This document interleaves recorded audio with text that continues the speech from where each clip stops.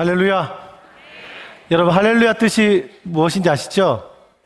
여호와를 찬양하라. 제가 어디 가서 그 중학교 친구들에게 물어봤습니다. 얘들아, 할렐루야 뜻이 뭐야? 우리 중학교 1학년이 자신감 있게 대답했습니다. 안녕하세요라고 이야기하더라고요. 이해가 됩니다. 목사님들이 나오실 때 자꾸 할렐루야 하니까 인사인 줄 아는 거죠. 이해가 충분히 됩니다. 아멘 뜻은 뭘까요? 그렇죠. 그 말에 동의합니다, 하답합니다 이런 뜻이죠. 어디 갔더니 중학교 1학년이 또 대답했습니다. 올소이다라고 얘기했습니다. 다 비슷한 말인 것 같습니다. 저는 제주도에서 나무화숲 학교에서 학교장으로 섬기고 있는 권오희 목사입니다. 제가 주로 저를 이렇게 소개하는데요. 이름이 오희다 보니까 사람들이 뭐라고 부를까요? 네, 오희라고 부릅니다. 오희 목사님 이렇게 부릅니다. 제가 그래서 전화번호도 2025-525입니다. 외우기 굉장히 쉽습니다. 제가 포항에서 중등부 사역을 했는데요. 한 5년 동안 중학생 사역을 했습니다. 요즘에 중학생들을 우리가 청소년 사역 업계에서 전문용어로 뭐라고 부르냐면 양들의 침묵이다, 바벨론 포로다, 좀비다, 드라큘라다 이렇게 말합니다. 우리의 피를 다 빨아먹거든요. 중등부 사역을 제가 5년 동안 했는데 더 이상 중등부 사역을 하면 사역을 더 오래 못할 수도 있겠다라는 마음이 들어서 부산으로 고등부 사역을 하러 갔던 기억이 납니다. 그때 중등부 아이들이 저한테 이러더라고요. 뇌가 없는 중학생들이 뭐라고 했냐면, 전도사 시절에 전도사님 왜 이러니까 전도사님은 정말 전도사님이 어울리지 않아요 이렇게 이야기하는 거예요. 앞으로 목사가 될 사람인데 전도사가 어울리지 않는다는 거예요. 우리 200명 넘는 친구들이 우리 교회 전도사님의 가장 어울리는 직업 1위를 함께 조사를 했습니다. 조사해서 발표했는데 첫 번째가 너무 놀라웠습니다. 앞으로 목사가 될 사람에게 뭐라고 했냐? 우리 전도사님의 가장 어울리는 직업 1위 첫 번째, 휴대폰 판매원 오빠였습니다. 너무 공감하시는데 오늘 피곤하신 분들은 핸드폰 보러 왔다 생각하시면 되겠습니다. 두 번째는 뭐라고 했냐면 사기꾼이라고 이야기했고, 세 번째는 삐끼라고 했습니다. 우리 성도님들이 어떻게 삐끼를 아시는지 모르겠습니다. 그리고 아이들이 저한테 뭐라고 했냐면 별명을 지어줬는데요. 제가 딱 봤을 때 여러분 보기에 컴플렉스가 있어 보이나요? 없어 보이나요? 네, 목소리가 작아지셨습니다. 이럴 때는 여러분 사회적 역량이 좋은 사람들은 뭐라고 이야기하죠? 있어 보이나요? 없어 보이나요? 네, 이런데 좀 인색하시군요. 네, 좀 제가 컴플렉스가 거의 없지만 하나가 있습니다. 문제가 있는데 뭐냐면 눈썹이 반밖에 없다는 것입니다. 네, 제가 없는 것은 아닙니다. 반밖에 없습니다. 하나님께서 반만 만드셨던 것이죠. 근데 중학교 아이들이 뭐라고 했냐 이러는 거예요. 전사님 별명을 지었습니다. 그게 뭐냐고 물어보니까 아이들 하는 말이, 전사님 눈썹 없는 그림 뭔지 아시죠? 여러분 뭔가요? 예, 모나리자인데 제가 모나리자라 했으면 기분 안 나빴습니다. 뭐라고 했냐? 모나리자도 아니고 자기들끼리 웃으면서 하는 말이, 전사님의 별명은 모나리자도 아니고 모자르다예요 이렇게 얘기했습니다. 그날 이후로 깊은 상처를 받았고, 중등부는 정말 힘들구나 라고 깨달은 시간이었습니다. 여러분, 오늘 저는 여러분 너무 가고 싶어하는 제주도에서 왔습니다. 부러우시죠? 네, 감사합니다. 다니엘 기도회 처음에 섭외를 받고요, 가기로 결정하고 아무 생각이 없었습니다. 근데 언제부터 갑자기 마음이 번쩍 들었냐면, 가는 걸 알고 있었는데 이제 다니엘 기도회가 시작됐다고 온라인에서 엄청나게 이렇게 나오더라고요. 다니엘 기도회는 시작됐는데 저는 설교하려면 18일이 남았습니다. 제가 참여도 했지만 자꾸 사람들이 연락이 옵니다. 오희야, 권 목사가 다니엘 기도 나가는데 기도할게. 전국에서 계속 연락을 줍니다. 하루가 지나고 이틀이 지나고 3일이 지나고 5일이 지나고 일주일 지났는데 저는 아직 설교가 멀었습니다. 점점 누적된 피로가 오기 시작했습니다. 나는 언제 설교할 수 있는가? 굉장히 당황스러웠고 주님 오시기를 기다려야 되는데 이 집회가 점점 더 기다려지기 시작했습니다. 오늘 비행기를 타려고 아침에 오는데 저희 제주도에 계시는, 제가 알기로는 제주도 성시와 전체 대표, 올해 대표 목사님께서 전화가 오셨습니다. 권 목사님, 제주도 200개 교회가 기도하고 있습니다 이러셨습니다. 여러분, 제주도가 50% 교회가 다니엘 기도회에 참석하거든요. 제주도에 말씀하시기를 제주도 다음 세대를 대표하는 권오희 목사님이 힘을 다해 설교를 하시는데 너무 걱정 말고 부담 갖지 마라 말씀하시는데 그 목소리를 듣고 너무 부담스러웠습니다. 엄청 기도가 되기 시작했고 비행기 타면서 저도 모르게 하나님께 간절히 기도했습니다.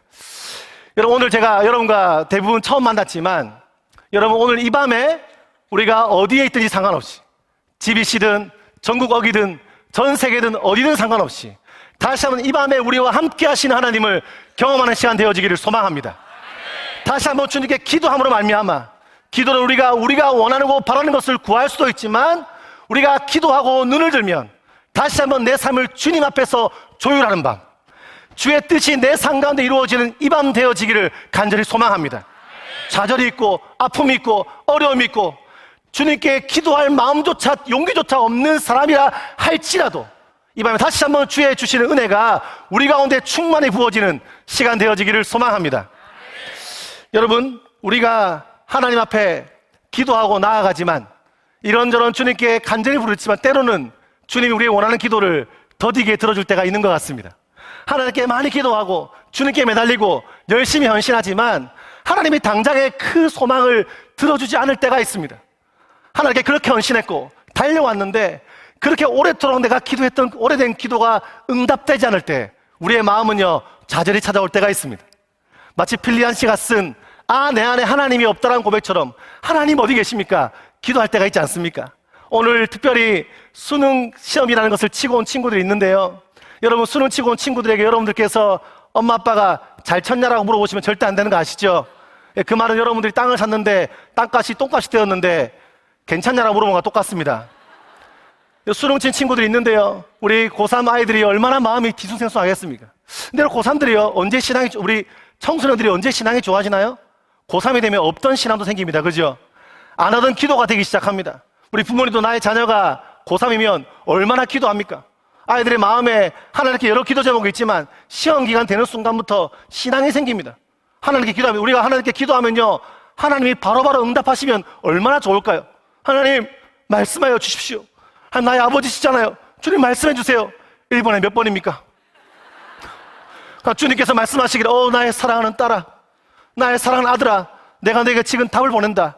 1번에 3번. 이러면 얼마나 좋을까요? 주님 다시 한번 말씀하여 주십시오. 제가 그동안 안 하려고 한 게 아닙니다. 교회 생활 열심히 했고 기도 그렇게 열심히 했고 제가 고3인데 예배를 다 갔거든요. 주님 이번에는 좀 어렵습니다. 수학 주관식입니다. 주님께서 2루트 3 이러면 얼마나 좋을까요?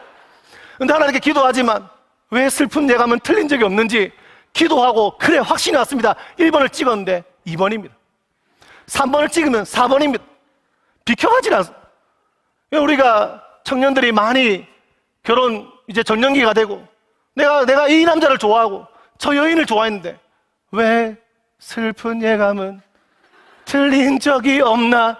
내가 좋아하는 그 오빠는 다른 오빠를 좋아하고 다른 사람을 고쳐하고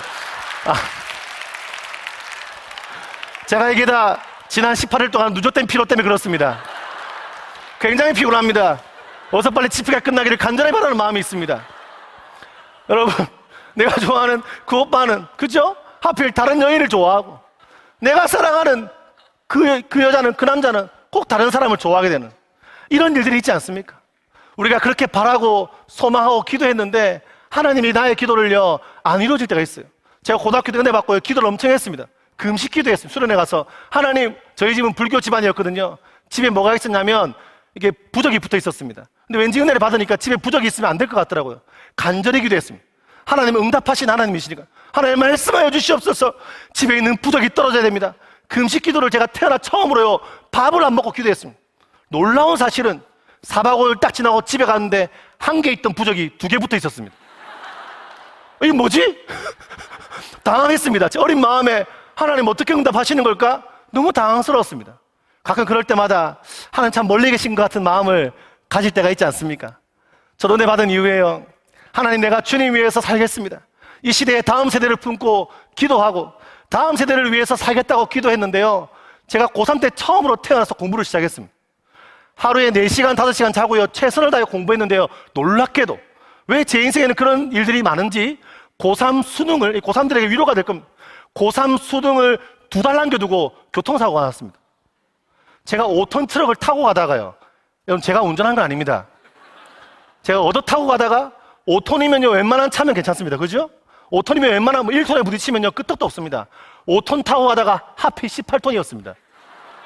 오늘 또 18일째인데 좀 비슷하네요. 그죠? 5톤 타고 가다가 18톤에 부딪혀서 그날 새벽 2시에 수술해서 아침 11시에 나왔습니다. 17개월 동안 병원에 입원해 있었습니다. 그리고 제가 수술 전신 마취만 총 4번 했고요. 그리고 수술 같은 치료를 매일 했습니다. 여러분 고3 때요. 제가 신앙을 가졌습니다. 저희 집은요 예수 믿지 않는 집안입니다. 제가 신앙 가진 것을 알고 있습니다. 근데 제가 고3을 남겨두고 교통사고가 났습니다. 얼마나 슬픈 일입니까?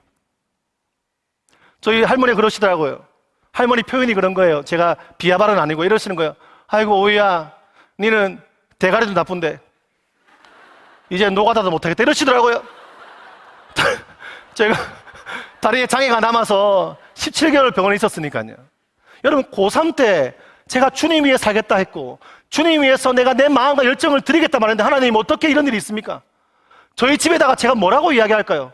하나님을 증거해야 되는데 우리 부모님이 어떻게 생각할까요? 이런 마음이 제 마음에 드는 거예요. 좌절이 있고요. 여러분 우리가 살아가는 인생이 때로는요 결핍 같은 인생 아니겠습니까? 기도하고 예배하고 주님께 달려가지만 내 인생에 참 결핍이 많고 주님은 참 멀리 있다고 느껴질 때가 있지 않습니까? 오늘 본문에 보는 것은 예수님의 첫 번째 이적을 보여주고 있습니다. 예수님께서 가나의 혼인잔치에 초대되었습니다. 여러분 결혼이라는 건 굉장히 중요합니다. 굉장히 풍성한 시간이고 부부가 굉장히 기다리는 시간입니다. 얼마나 열심히 준비하겠습니까? 근데 문제가 생겼습니다. 포도주가 떨어진 것입니다.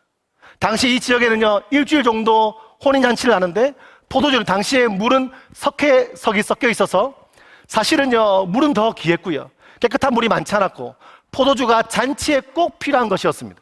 근데 계획이 잘못된 것인지 손님이 너무 많이 온 것인지 알 수 없지만 포도주가 떨어진 것입니다. 본문은 말합니다. 포도주가 떨어졌다. 잔치가 망칠 지경입니다. 여러분 이 본문을 보는데 그런 생각이 듭니다.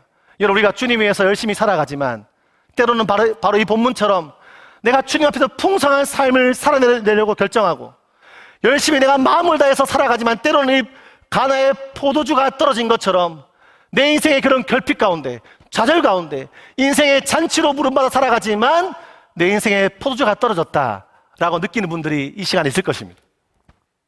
사실 오늘 본문에 나오는 요한복음을 한마디로 다 표현하면요 저는요 결핍의 인생 가운데 함께 하시는 예수 그리스도의 풍성함이라고 저는 믿습니다. 여러분 가나안 혼인잔치뿐이겠습니까?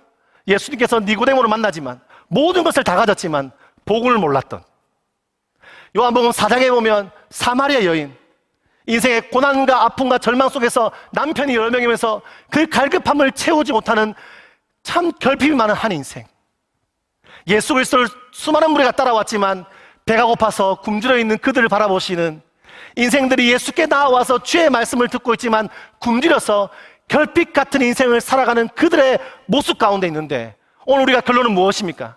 우리 인생에 좌절이 있고 아픔이 있고 어려움이 있지만 예수 그리스도가 우리 인생의 주인 되시면 우리 인생에는 새로운 희망이 있는 줄 믿습니다. 제가 교통사고가 나서요 제가 눈을 떠보니까 이제 병원에 실려가고 있는 겁니다. 눈을 딱 떴는데 졸다가요 차가 옆으로 막 끌리는 느낌이 들었습니다. 그 눈을 제가 안 다치려고요 얼굴 안 다치려고요 얼굴은 소중하니까요 제가 이렇게 그 운전석 밑에 들어가 있는 거예요 졸다가 딱 잡고 스톱했는데 일어나려고 하니까 다리가 허전했습니다. 다리가 없는 건 아니고요 다리가 부러졌습니다. 다리를 보니까 다리가 덜렁덜렁거리는 거예요. 발이 제 앞에 와 있는 거예요. 제가 영화를 너무 많이 봤는지 영화에 보면 자기 다리를 자기가 맞추잖아요. 저 다리를 잡고 맞춰보았습니다. 그때 깨달았습니다. 영화는 영화다. 굉장히 아팠습니다. 이건 아니구나라고 생각했습니다. 그래서 제가 그렇게 하다가요 하나님께 기도하게 됐어요. 사람들이 막 지나다니고 뭐 이렇게 좀 한참 있다가 병원차가 오고 했는데요 하나님께 제가 이런 기도를 하게 되는 거예요. 하나님 제가 주님 위해 산다고 결정했고 예수님께 제 삶을 헌신했는데 불과 얼마 전에 저는 앞으로 청소년 사역자가 되어서 전국을 다니면서 제가 운동을 좋아해서요 학기도 유도 이런 거 했거든요. 그래서 로망이 있었습니다. 지나가다가 불량 청소년 만나면 발로 한 대 빡 차고 예수 믿어 이런 거 있잖아요. 근데 다리를 다친 거예요. 하나님 도대체 왜 이러십니까? 제가 주님 위해 산다고 말은 전국을 다녀야 되는데 다리 이렇게 하시면 어떡합니까? 제가 그날요 하나님께 원망하는 기도를 드렸습니다. 한참을 원망하다가 갑자기 생각나는 분이 있었습니다. 이야기만 들었는데 어떤 목사님이 다리가 소아마비가 있으신데 그 아픔과 절망과 쩔룩거리시는 다리를 가지고 오히려 사람들을 더 많이 위로한다는 거예요.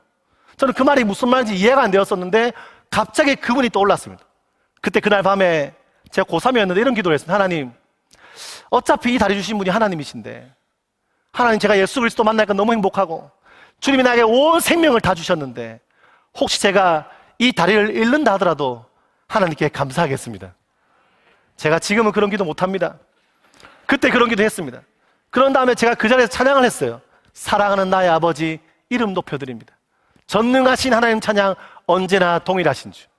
제가 17개월 동안 병원 생활하고요, 제가 그 찬양을 왜 불렀을까? 이런 거 불러야죠. 힘들고 지쳐 낙마하고 넘어져 왔잖아요. 왜 불렀을까 고민했습니다. 제가 태어난 다음에 대학에 가서 예배를 드린, 신학교에 가서 은혜로 예배를 드리는데 앞에서 예배를 인도하시는 분이 이 찬양을 인도하시는 거예요. 사랑하는 나의 아버지 이름 높여드립니다.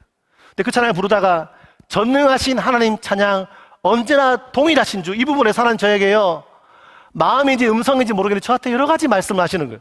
어떤 마음이 이런 거예요. 오이야, 너 그거 아니? 네가 10대 때 아픔과 좌절이 있을 그때, 꿈없이 방황할 그때 내가 너와 동일하게 함께 했단다.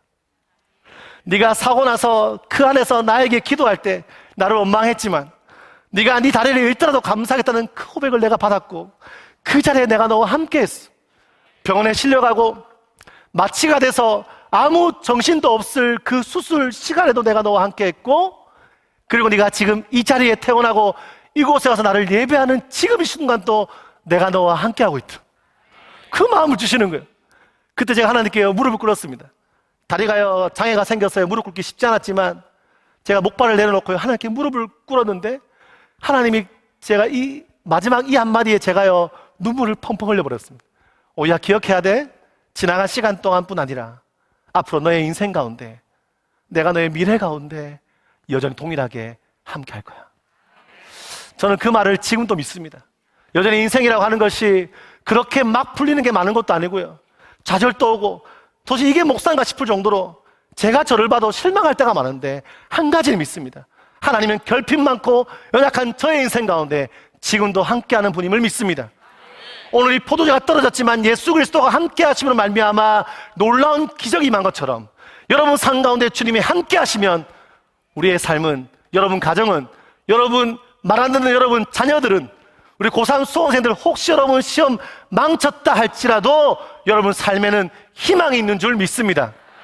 우리가 함께 예배 드릴 때는요 아멘 하지만 때로는 인생이라는 게 주님께 나아갈 때마다 좌절이 오고 아픔이 올 때가 있지요. 여러분, 저도 제 인생을 돌아보니까 지금까지 온 것이 주의 은혜인 것을 알게 됩니다.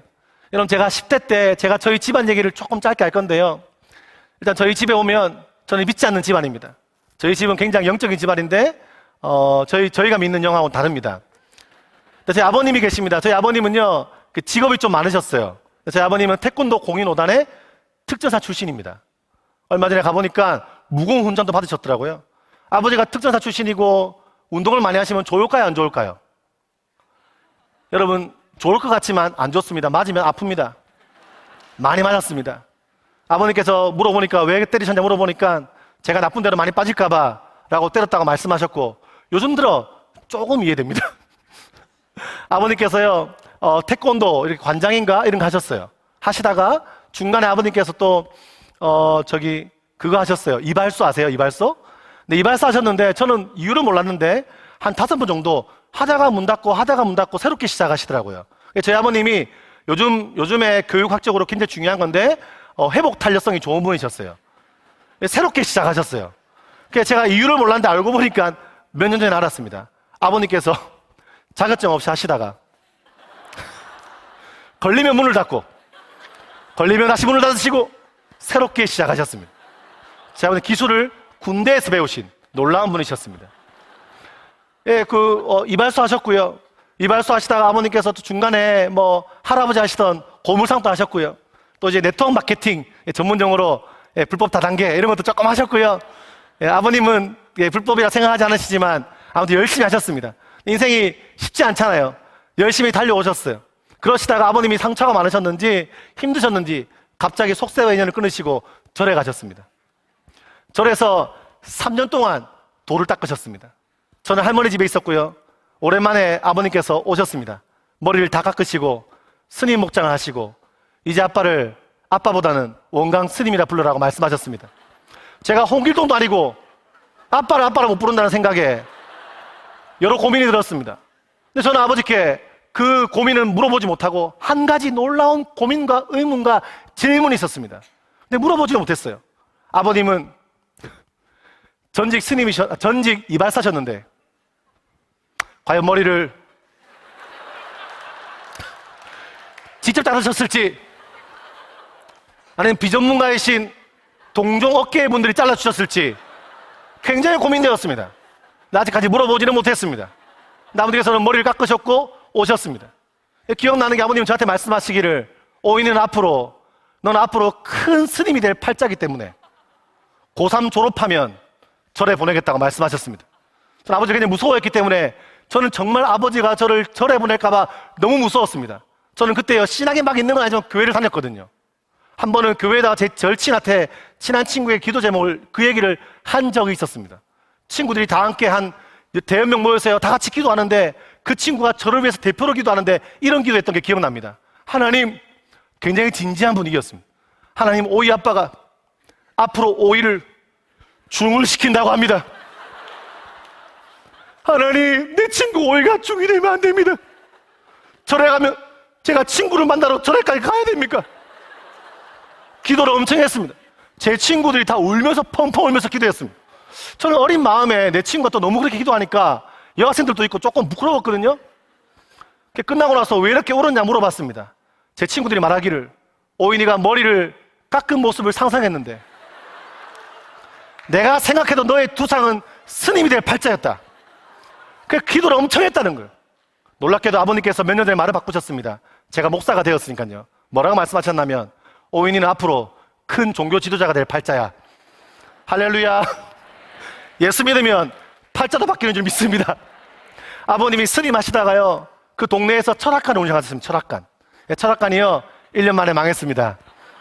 제가 아버님 철학관이 안 된 이유를 제가 시간이 지나서 조금 알게 되었습니다. 뭐였냐면, 철학관은요, 이름을 잘 지어야 됩니다. 제가 봤을 때 아버님이요, 장래의 은사가 조금 약했습니다. 제가 시간이 지나서 저희 아들을 놓을 때, 아버지, 손자가 나올 것 같습니다.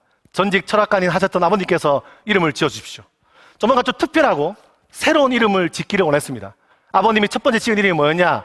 권대한이었습니다. 마음에 안 들었습니다. 아버지 다시 지어주십시오. 두 번째 이름이 권대국이었습니다. 뭐가 바뀌었나요? 아버님 다시 한 번 더 말씀해 주십시오. 일주일 동안 아버님이 다시 한 번 더 굉장히 고민하고 연락 오셨습니다. 아버지 손자 이름입니다. 정말 멋지게 지어주십시오.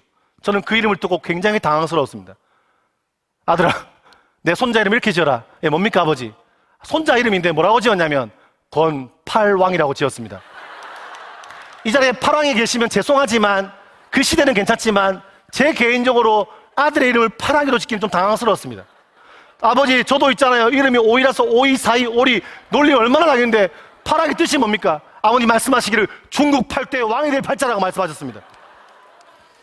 제가 팔왕이는 안 되겠다고 얘기했습니다. 그때 우리 고등부 애들이 말하더라고요. 전사님, 왜 이러니까? 제가 이 얼굴이요, 중3 때 얼굴이거든요. 어릴 때 한 번에 늙었습니다. 제가 아주 어릴 적에 한 번에 이렇게 얼굴이 좀 지금보다 말랐었지만 인상이 좀 셌어요. 근데 고등부 애들이 말하기를, 전사님, 아들 이름을 파랑이로 지으십시오.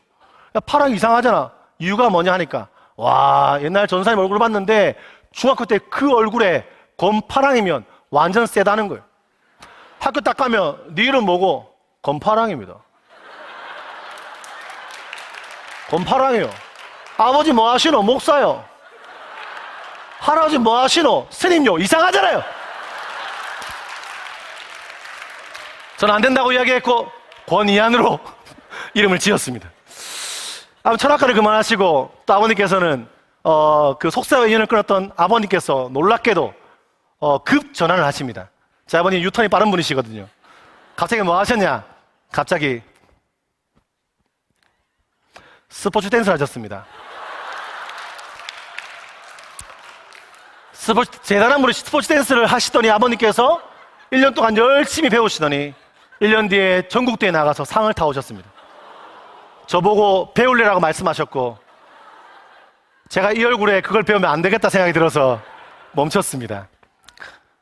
지금은 또 아버님께서 이제 어느 지역에 땅을 사서 이렇게 들어가셔서 또 이렇게 최근에는 노래자랑에 나가셔서 상을 타셨고, 제 아버님의 꿈은 트로트 가수가 음반을 내는 게 꿈이십니다. 조만간 제가 그 꿈을 이루어드리려고 조만간 혹시 녹음할 때 있으면 연락 주시면 감사하겠습니다. 꿈을 이루어드릴 생각을 합니다. 제 아버님이 요즘에 코로나 때문에 온라인에 이런 얘기가 많이 나오면서 아버님이 이런 얘기 안 들을 줄 알았는데 장르가 달라서 영상을 보시고 별로 안 좋아하십니다. 혹시 이 자리 빌어서 아버님 다시 보고 계시다면 예전에는 그런 마음이었지만 아버님 지금 너무 사랑하고 존경한다는 말씀 이 자리 들어서 말씀드리겠습니다. 전 아버지가 지금은 괜찮아요. 아버님 관계가 많이 좋아졌습니다. 아버님 노력하시고 저 노력하고 있습니다. 근데 예전에요, 아버님이 싫었어요. 오랜만에 만난 아빠가 너무 무서웠습니다. 자다가 기침 소리만, 아버지 기침 소리만 들려도요 벌떡 일어날 정도로 군기가 들려 있었습니다. 아버지 원망이 많았고요, 아버지 만나는 것이 너무 싫었습니다. 어머니가 계십니다. 어머니는 아주 어릴 적에 헤어진 그 어머니에 대한 기억은 한 가지입니다. 기억나는 게 초등학교 때 아버지 어머니 막 싸우셨던 것 같아요. 네, 그날 이후로 어머니를 보지 못했습니다. 기억나는 게 초등학교 3학년 때 숙모 집에 놀러 갔는데 숙모가 물으셨어요. 평생 엄마 없이 살았으니까 엄마 안 보고 싶니? 제가요 아무 생각 없이 안 보고 싶어요 이렇게 이야기했습니다. 숙모가 의아하다는 듯이 어머니 사진을 주시더라고요. 사진을 주시는데 제가 그걸 보는데 안타까운 게 뭐냐면 아무 느낌이 없는 거예요. 그냥 어머님이 굉장히 아름답다고 했는데 사진에서는 별로 그렇진 않았습니다. 그래서 좀 당황했는데 그날 밤에 그 사진을 받고 방에 들어가서, 사촌 방에 들어가서 이유 모를 눈물 흘리다가 잤던 기억이 납니다. 그때 어머니 얼굴을 처음 봤습니다. 아직 어머니를 뵙지 못했습니다. 그리고요, 두 번째 어머니는요, 아버지하고 한 10년 동안 살아가셨는데 어머니도 이제 처녀로 오셨으니까, 근데 그 어머니였지만 그 어머니하고도 오래 같이 살지 못하고 어머니의 사랑을 잘 못 느꼈습니다. 한 가지 기억납니다. 초등학교 3학년 때 할머니 집에 있다가 제가 폐렴에 걸려서 아버지 집에 갔습니다. 근데 기억나는 게 그 어머니에 대한 기억이, 좋은 분이셨는데 왜 그런지 모르겠지만 감기에 걸려서 기침을 제가 콜록콜록 하고 있는데 너무 시끄러웠나 봐요. 그래서 오셔서 약을 주거나 안아주신 게 아니고, 뭐 사실 요즘에 새엄마가 더 잘해주잖아요. 그죠? 사회적 인식도 있고 뭐 집에 한두 분 없나요? 아무튼 그런데 약을 주거나 안아준 게 아니라 너무 시끄러웠는지 저를 발로 막 찼어요. 그래서 제가 기억나는 게 기침을 콜록콜록 참다가 눈물을 쭈르 흘리고 잤던 기억이 납니다.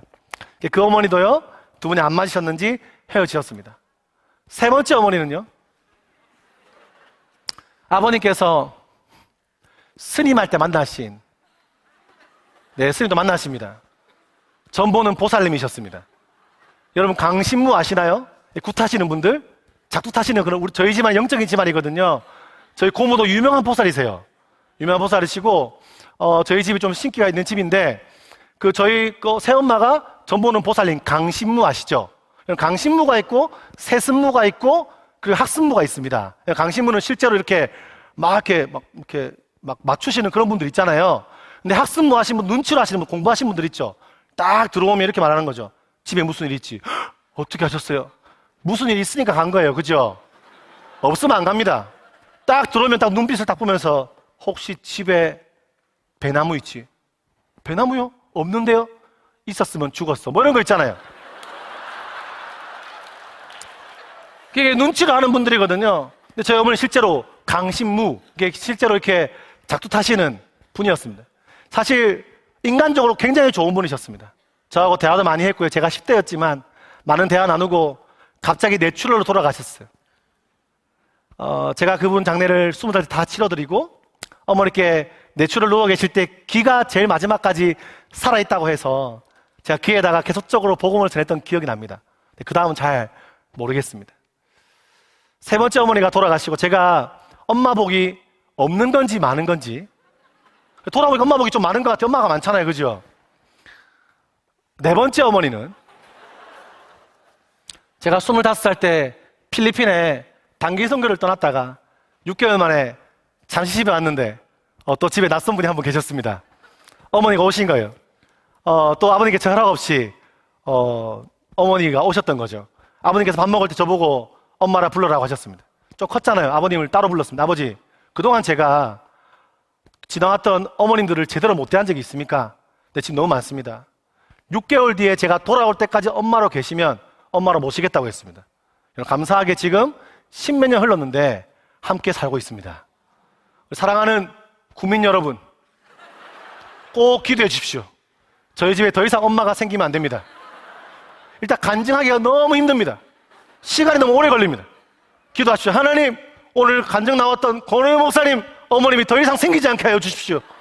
여러분 기도해 주시기를 부탁드리겠습니다. 네, 아멘. 네 번째 어머니까지 너무 좋은 분이세요. 지금 어머니하고 때로 오늘 또 통화를 했는데요. 통화하고 오늘 제가 아버님 얘기를 할 거니까 미리 밑밥을 깔았던 거죠. 전화해 드렸습니다. 이런 얘기는 안 나누고 어머니께 이런저런 얘기 나누는데 참 좋은 분이세요. 근데 제가요 10대 때는 그런 집안에 자랐으니까 자존감이 높았을까요? 낮았을까요? 굉장히 낮았죠. 주님 위에 살아가는 삶, 주의 뜻, 하나님의 은혜 알지 못했습니다. 교회 다녔지만요, 하나님의 은혜라는 게 제 마음에 저와는 아무 상관없는 것이었습니다. 인생에 좌절이 오고 아픔이 오고 마음에 분노가 가득해서 욕설이 나오고 친구들하고 부딪히면 싸움박질하는 게 저의 모습이었습니다. 늘 제가 친구들하고 동네에서요 늘 하던 게임이 그런 게임이었습니다. 어떤 게임이었냐면 그런 게임 아세요? 친구들과 어울리면서 남의 물건을 나의 것으로 하는 게임 아십니까? 팀을 짜서 친구들과 함께 팀을 짜서 주로 다른 사람의 물건을 나의 것으로 만드는 나쁜 짓을 많이 했습니다. 근데 더 이상 말하면 안 될 것 같습니다. 그런 짓도 많이 했고요. 돌아보면 정말 나쁜 짓을 많이 했습니다. 도벽이라고 하죠. 돈이 떠나서 마음에 있는 그 허한 마음을 채우지 못해서. 저 기억나요. 할아버지가 고물상 하셨는데 고물상에 뭐가 제일 비싸면 구리가 제일 비쌉니다. 제가 할아버지 집에 있는 구리를 훔쳐서 다른 고물상에 팔았습니다. 몇 번 그렇게 했는데 제가 놀라운 사실은 우리 동네에 고물상길이 네트워크가 그렇게 잘 되어 있는지 몰랐습니다. 집에 오자 할아버지께서는 구리를 들고 계셨고 그날 제가 예수 그리스도의 채찍질의 고난을 저는 당했습니다. 참 나빴어요. 마음에 그런 도둑질과 이런 것으로 제 마음을 채우려고 했지만 채워지지 않았습니다. 주로 그냥 유일하게 재밌어 하는 건 친구들과 어울려 다니면서 아무 생각 없이 희낙낙거리고 그냥 노는 게 좋은 거예요. 오토바이 타는 거 그게 유일한 희망이었습니다. 오토바이 훔쳐 타고요. 저 오토바이 훔쳐 타고요. 저희 할아버지 고물상같이 연장이 많잖아요. 연장 가지고 가서 오토바이 훔쳐 타는데 지금 돌아보면 왜 좋았을까 생각해 보니까 오토바이 타고 60, 70, 80, 90 달리면 그때서야 아빠에 대한 원망, 아버지께 원망이 있었거든요. 이럴 거면 나를 왜 낳았어요, 아버지? 나는 왜 이런 삶을 살아가는데 그런 화난 마음들, 원망들, 엄마에 대한 원망. 아무리 엄마가 아버지 싫어서 떠났어도 한 번쯤 보러 올 수 있잖아요. 친아들 한 번쯤 보러 올 수 있는데 어디 있냐고. 이런 원망과 분노가 오토바이 타고 그냥 60, 70, 80, 90 달리면 그냥 그때서야 잠시 잊어버리는 거예요. 친구들하고 어울려 놀다 보면 그때 잠시 잊어버리는 거예요. 때로는 두 손 놓고, 두 손을 다 놓고 그냥 이대로 죽어도 좋겠다 생각을 자주 했던 것 같습니다. 제가 그럴 용기도 없었고요. 인생에 꿈도 없이 소망도 없이 뭘 위해 살지 모르고 학교에서는 때로는 쓰레기란 소리를 듣고 인생에 뭘 위해 살지 모르는 저의 인생이었는데 감사한 것은 제가 교회 공동체에 있었다는 것이죠. 한 번은 교회에서 수련회를 가자고 했습니다. 이런 집회 아니겠습니까? 저 수련회 갈 마음이 없었습니다. 근데 그 수련회에 가자는 그 친구의 한마디를 듣고요. 저는 갈 수밖에 없었어요. 놀라운 전도였어요. 뭐라고 했냐? 이번에는 우리 교회끼리 수련하는 것이 아니라 연합수련회인데 한 500명의 친구들이 오는데 500명의 친구들이 오면 예쁜 여자가 많다라고 했습니다. 그 말 듣고 당장 간다고 말했죠. 수련회 가봤는데요. 포항에 있는 한동대학교 아시죠? 채플실이었습니다. 벌써 시간이 꽤 흘렀죠. 제 고등학교 시절이니까요. 갔는데 한 500명 친구들 앉아 있는데요. 4박 5일 수련회인 거예요. 근데 예쁜 여자가 많다고 했는데 가보니까요. 다 그냥 형제 자매들만 있었습니다. 자매들이 기도해서 마스카라가 지어져서 너무 무서웠습니다. 근데 앉아 있는데 앞에 있는 목사님이 이러는 거예요. 제가 이 구석에 딱 앉아 있었거든요. 여러분들은 하나님의 걸작품입니다. 여러분 믿으시는 분 아멘 하실까요? 근데 다 아멘 하는데 저만 아멘 못하는 것 같은 거예요. 다 아멘 하는데 저 혼자 무슨 아멘, 저만 노맨이에요. 그때부터 화가 나기 시작하는 거예요. 안 그래도 수련회 내가 속아서 왔는데 예쁜 여자도 없고 속아서 왔는데 이게 뭐냐고. 당신은 작품이겠지. 그래, 당신은 목사고 앞에서 말도 잘하고 처음 아는 사람 앞에 서서 이야기도 잘 나누는 사람, 당신은 작품이겠지. 내가 작품이라고? 더 화가 나는 거예요. 내 상황 대보고 하는 말이야? 내가 어디가 작품이야? 제가 좀 죄송하지만 얼마나 쌍욕을 했는지 그분 멱살을 잡고 싶었습니다. 근데 그럴 용기도 없었죠. 그 원망은 고스란히 하나님께 갔습니다. 하나님 있으면 나와보라고 사태질을 했습니다. 하나님 있다면 내가 어떻게 이런 인생을 살 수 있냐고. 하나님이 살아계시다면 어떻게 내가 이런 인생을 살 수 있냐고. 저도 기도해봤거든요. 제 상황 좀 바뀌게 해달라고. 저도 힘들 때 기도해봤거든요. 엄마 보고 싶다고. 내가 기도했는데 하나님 어디 있냐고. 있으면 나타나든지 기도 응답해 주든지. 하나님께 얼마나 제가 삿대질하고요 원망한지 모릅니다. 그때 앉아있는데 웬 형이 찾아왔습니다. 처음 보는 사람인데 자기가 저의 조장이라고 했습니다.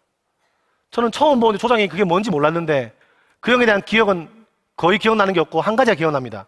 얼굴이 굉장히 컸고 입냄새가 많이 났습니다. 그게 아직도 저는요 예수 그리스도의 향기보다 그 향기가 짙게 저 안에 깔려 있어요. 깊이 생각나요. 이게 가까이 와서 저보고 조장이라 말하는 형이 입냄새가 나니까.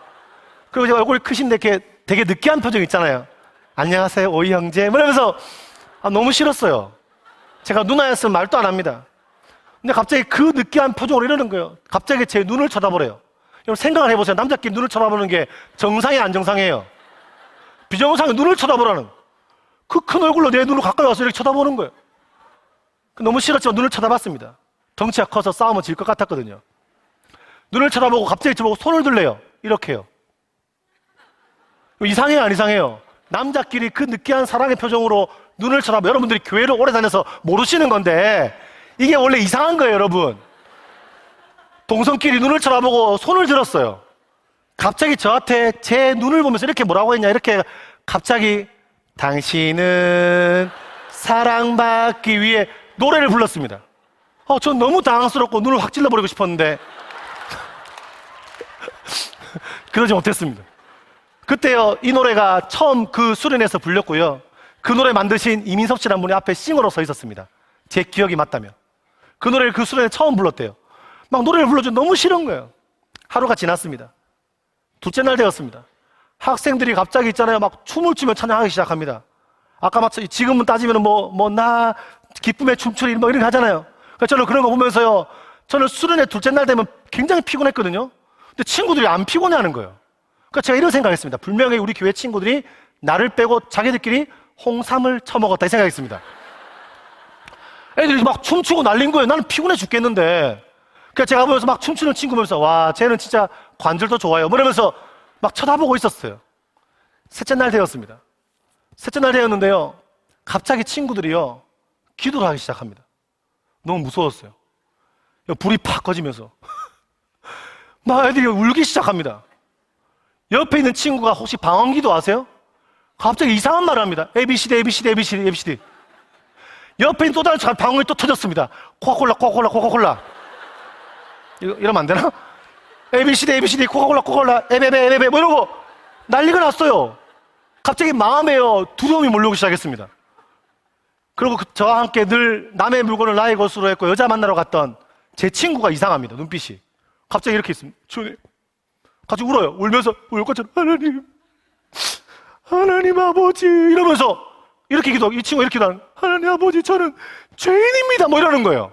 그래서 제가 뭐라고 했냐면, 네가 죄인인 건 다 안다. 너 죄인, 나 죄인. 우리 동네에 모르는 사람이 없을걸? 네가 훔친 게 얼마나 많은데. 우리가 지난번에 문방구에서 훔치고 나올 때 띠리리리 띠리리리 음악이 울렸어요. 다 안다. 하나님이 모를까? 말 안 해도 알걸? 이러고 제가 옆에서 나한테 막 오만 죄를 다 말하는데 뭐 음란한 죄도 말하고요, 제가 야동을 봤다는 둥, 뭘 훔쳤다는 둥 이러고 막 저는 듣고 있었어요. 나한테 잘못한 것만 말해봐라. 바로 막 때리려고. 근데 그날 밤 되었는데요, 진짜 무서웠습니다. 갑자기 무서워서 내가 이 사이비 집단에 잘못 왔다 생각이 들었어요. 나도 이대로 있다 하루 더 4박 5일이니까 하루 더 있다 보면 내 인생 또 이상하게 되겠다 생각이 들어서요. 도망 나갔습니다. 그 밤에. 그 밤 10시쯤 9시쯤에요 도망 나갔는데 놀랍게도 한동네 가보신 분 아는데 나가니까 아무것도 없습니다. 걸어가면 걸어갈수록 가로등 하나 없고 귀신이 나올까봐 너무 무서워서 돌아왔습니다. 마지막 날이 되었습니다. 다 포기했습니다. 내일이면 집에 가잖아요. 딱 또 이 자리에 덜썩 주저앉아 있는데 그냥 앉아 있었어요. 첫날 같은 이상한 느낌이 들어 눈을 떠봤습니다. 첫날의 그 형이었습니다. 은혜를 많이 받아서 첫날보다 100배는 더 느끼한 표정이었습니다. 그 당시에는 수련회 가도 잘 못 씻게 했습니다. 입냄새는 훨씬 더 많이 났습니다. 땀이 송글송글했습니다. 열심히 찬양해서 땀이 나고 느끼한 표정으로 혹시 그 형이 저를 기억한다 연락 주시면 좋겠는데 아무튼 그 느끼한 표정으로 첫날보다 100배는 더 느끼한 표정으로 말씀했습니다. 눈을 쳐다보라고 했습니다. 이제는 다음날 집에 가잖아요. 포기했어요. 쳐다봐줬습니다. 쳐다봤어요. 손 들으래요. 내일이면 집에 가서 손 들어줬어요. 손 들고 그 형이 제 눈을 딱 보더니 노래를 부르기 시작하는데 놀랍게도 이번에는 당신에다가 제 이름을 넣었습니다. 오희는 사랑받기 위해. 더 놀라운 건 남자끼리 쳐다보고 노래를 부르다가 제 이름을 넣어서 이름 부르도 이상한데 갑자기 그 형이요 눈물을 흘렸어요. 이 형이 왜 이러나? 여러분 좀 죄송한데 그때 제 표현으로 뭐라고 했냐? 드디어 더 심하게 말했지만 지금 그렇게 말할 수는 없고요. 드디어 이 형이 미쳤구나 생각이 들더라고요. 제 노래 보고 노래를 부르는 거예요. 근데 머릿속으로는 미쳤구나 하고 있는데 갑자기 너무 당황스러운데 그 형 눈을 쳐다보다가 갑자기 제가 눈물을 흘렸습니다. 더 놀라운 건 제가 눈물을 흘리다 갑자기 제가 좀 부끄러운데요. 그 형 품에 안겨서 오이는 사랑받기 위해 엄청 울었어요. 제가 왜 울었을까 생각해 보니까 태초부터 시작된 하나님의 사랑이 우리의 만남을 통해 열매를 맺고, 여러분 우리가 오늘 이렇게 만나는 게 다 처음이지만 하나님은 반드시 만남을 통해 열매를 주시는 분임을 믿습니다. 우리의 만남을 통해 열매를 맺고 오희가 이 세상에 존재함으로 인해 우리에게 얼마나 큰 기쁨이 되는지 그 얘기를 딱 하는 데 있잖아요. 오희는 사랑받게 태어난 고백을 하는데 갑자기 눈물이요 와르르 나는 거예요. 그 형 품에 안겨서요 한참 울었습니다. 한참 울고 이유 모를 눈물을 펑펑 흘리고 있는데 갑자기 제 마음 안에 이상한 음성 같은 게 들립니다. 귀로 들린 건지 마음에 드는 건 알 수 없어요. 근데 무슨 명확한 말이 들렸어요. 그게 뭐였냐면 덜썩 주저앉아서 제가 하나님께 범죄했던 것들도 깨닫고요, 하나님께 저의 죄를 고백하고 지나간 시간들의 아픔들을 주님께 말하고 있는데 갑자기 제 마음에 이상한 음성이 들립니다. 사랑한다 아들아. 눈을 떠봤습니다. 혹시 그 형일까봐. 근데 놀랍게도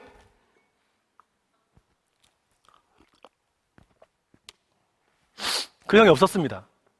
하나님은 의심만을 저를 아시고 그때 그 직감적으로 저들이 말하는 하나님이란 분이 오셨구나 라고 저는 느꼈습니다. 다시 눈을 딱 감았는데 하나님은 의심만은 저를 너무 잘 아시고 그날 밤 다시 한번 톡톡히 말씀해 주셨습니다. 사랑한다 아들아. 제가 그날 밤에 그 음성을 아직도 잊지 못하거든요. 그 따뜻한 음성을. 이게 왜 기적이냐면 제가 유모를 눈물이 와르르 나면서 하나님께 얼마나 기도한지 몰라요. 기도인지 뭔지 부르셨어요. 저 같은 자를 사랑하신다고 하나님. 제가 죄 지은 거 알잖아요. 저는 엄마도 버려버렸는걸요. 엄마가 4명, 그때 3명이었어요. 엄마가 3명. 저는요, 이런 사람밖에 안 되는걸요. 제가요, 저를 정말 사랑하시나요? 라고 묻는데요. 그날 밤의 기적이 뭐냐면, 저는 사실 사랑한다는 말을 들어본 적이 없잖아요. 아니, 누가 했어도요, 믿지 못했습니다. 아니, 제가 지금 제 아들을 놓고 보니까요, 제 아들한테 사랑을 고백을 엄청 합니다. 오늘도 했어요, 나올 때. 이하나 사랑해. 이하나 사랑해. 이하나 사랑해. 엄청 말합니다. 우리 아들이 말합니다. 아빠 그만해. 내가 사랑한다고 엄청 말하는데 제가 그날 밤에 아마 저희 엄마가 저한테 사랑 고백을 했을 것 같아요. 제가 어릴 적에 얼마나 했겠어요. 오야 사랑해. 제가 엄마 닮았을 것 같아요. 엄마가 엄청 했을 것 같은데 기억나지 않습니다. 사랑이란 것은 저에게 너무나 멀리 있는 이야기였습니다. 놀랍게도 눈에 보이지도 않고 한 번도 만난 적도 없고 내 면전에 찾아오지도 않았는데 그냥 이유 모를 이상한 음성이 들렸는데 그 음성이 사랑한다는 그 음성이 그날 밤에 믿기는 것이었습니다. 눈에 보이지 않는 그분의 음성이 나의 말씀이 되고 그 음성이 나의 말씀이 돼서 그래 이런 마음이 들더라고요. 그래 하나님이라는 분이 오셨는데 하나님이 세상을 이처럼 사랑하사, 저들이 말하던 하나님이 세상을 이처럼 사랑하사 독생자를 주셨다, 이 말씀이요, 하나님이 오이를 이처럼 사랑하사 독생자를 주셨다, 그 말씀으로 믿기 시작하면서, 이 말씀이 나의 말씀으로 들리면서 이런 마음이 들더라고. 그래, 엄마가 3명이면 어떻고, 제가 공부 못해서 공부 다녔거든요. 공업고등학교 다니면 어떻고, 인생에서 그렇게 잘난 거 없고 아무것도 없으면 어떻고, 내 상황이 그러면 어때? 세상을 만드시고 세상을 창조하시고 다스리시는 그분이 나의 하나님이라는데, 세상을 만드시는 그분이 나의 하늘 아버지라는데, 나 같은 자를 사랑하신다는데, 그게 믿기니까요 무서울 게 없더라고요. 그게 믿기니까요 제 마음에 그동안의 좌절과 아픔과 결핍 같은 포도주가 떨어져서 도저히 어찌할지 모르는, 인생에서 다시 한번 어떤 삶으로 어떻게 풍성한 삶을 채워갈지 모르는 나의 인생이었지만, 그날 밤에 주님이 제 인생을 찾아오시자, 그 사랑이 전해지자, 그날 밤에 제가 하나가 깨달았습니다. 환경 그대로였습니다. 바뀐 거 없었습니다. 근데 하나가 변했는데 이런 마음이 들더라고요. 이 땅에서 나보다 불쌍한 사람 없는 줄 알았는데, 그날 밤에 어떤 생각이 드느냐, 하나님이 나 같은 사람을 통해서도 일하시겠구나. 다음 날에 친구가 말하더라고요. 오이야, 오이니가 앞에서 흰 옷을 입고 찬양 인도하는 모습을 내가 환상으로 봤어. 환상을 봤대요. 이상한 친구입니다. 그 친구는 환상을 보고 지금은 교회를 안 다녀요. 내 친구 다 웃었습니다. 제가 그 지난주에 싱하다가 잘렸거든요. 앞에 인도하시는 분이 싱하면 되게 멋있잖아요. 저 마이크 들고 노래하고 싶어 나갔다가 기뻐하며 이렇게 했는데, 기뻐하며, 노래가 기뻐하며 승리의 노래인데 저 혼자 다른 노래 기뻐하며 딴 거 불렀습니다. 예배가 멈췄습니다. 내 친구 다 웃었습니다.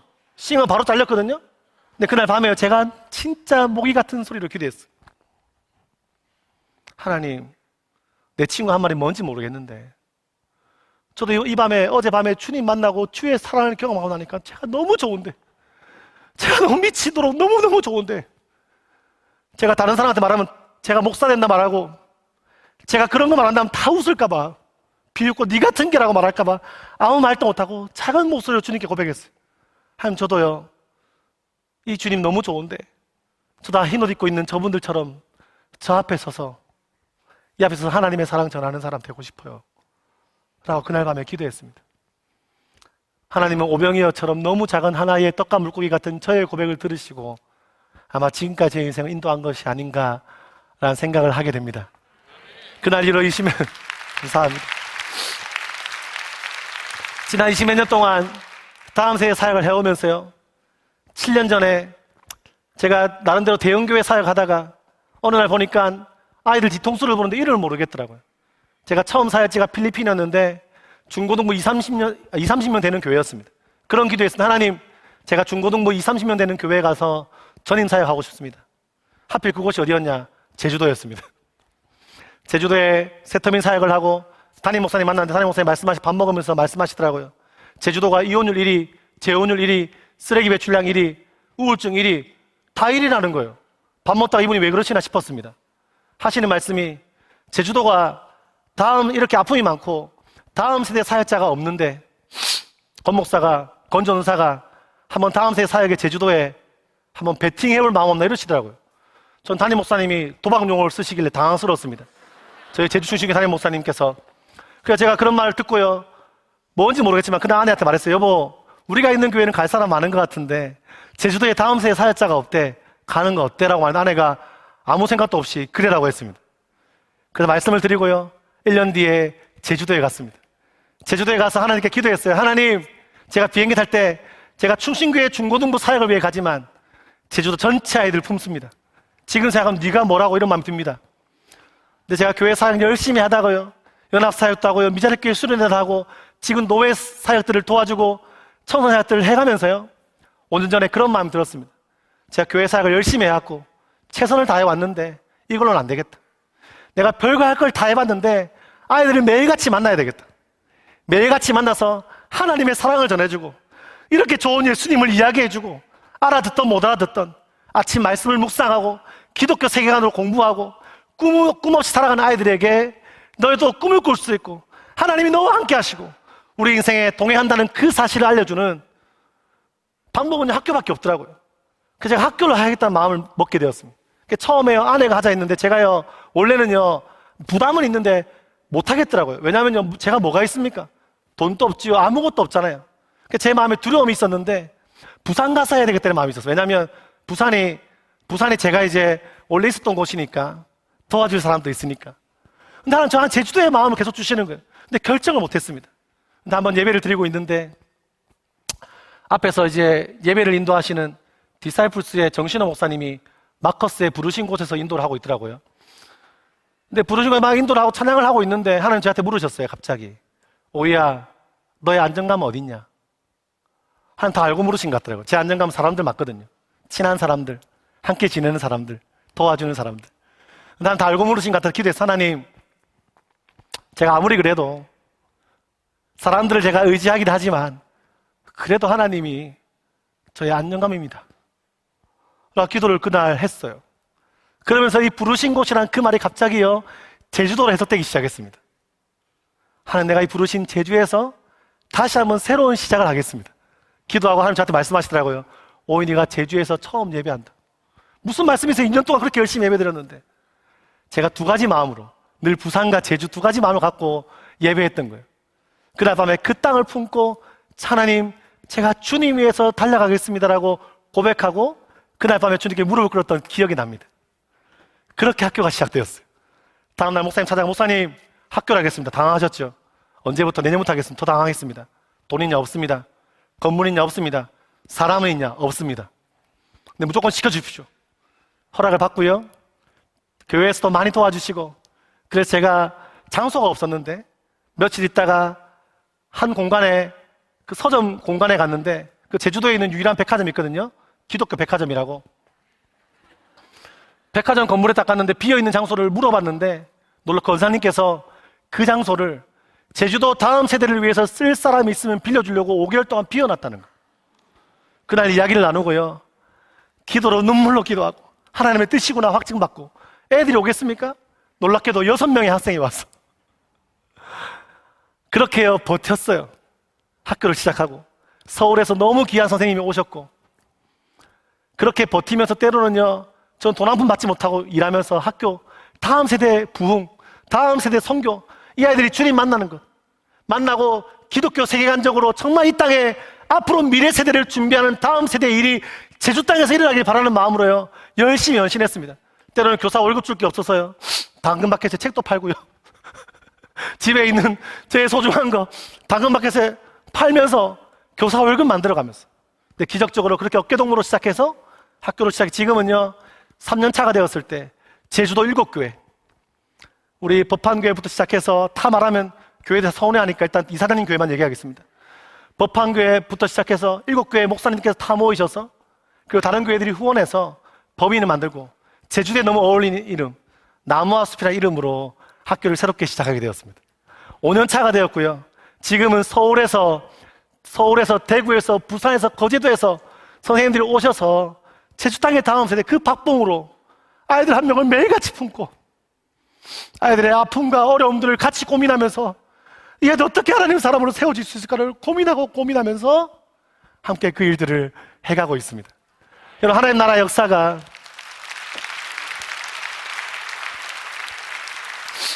여러분 놀라운 것이 무엇입니까?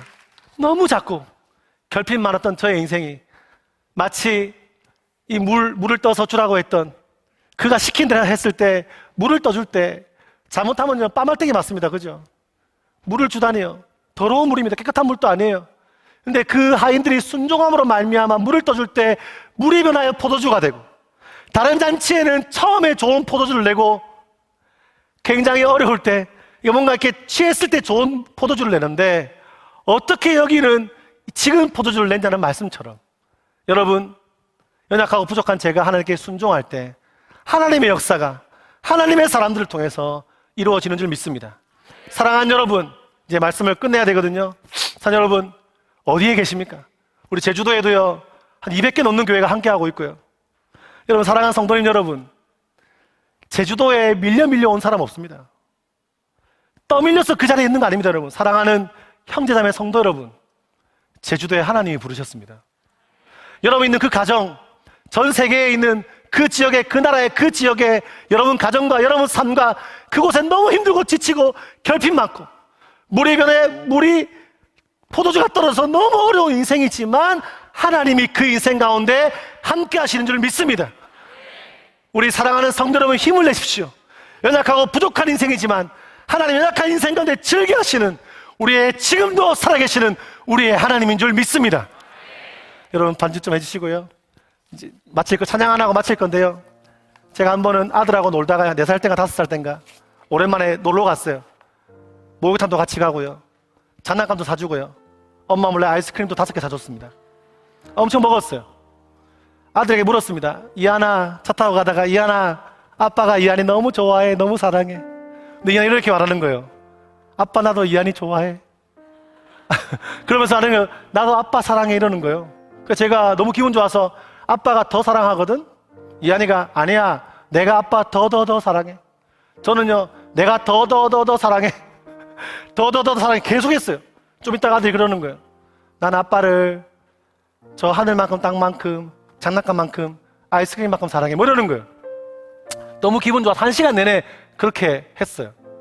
물었어요. 그러다가 이한아 아빠 왜 사랑해?